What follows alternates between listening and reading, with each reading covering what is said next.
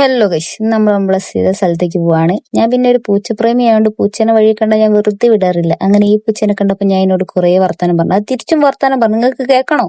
എന്നാ കേക്ക്.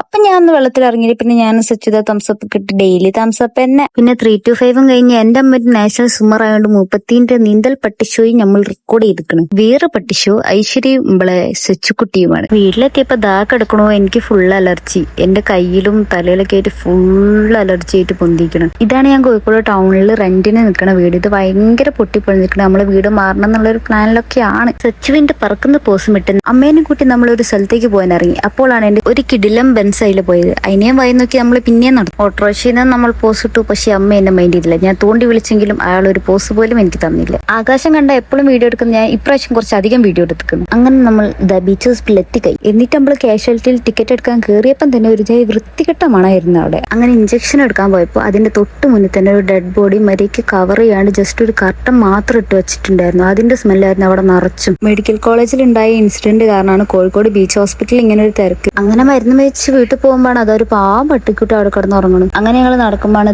പോണു ട്രെയിൻ. അങ്ങനെ ഓട്ടോച്ചയിലും കയറി നമ്മൾ ബീറ്റ് എത്തി ഗൈസ്. Okay bye.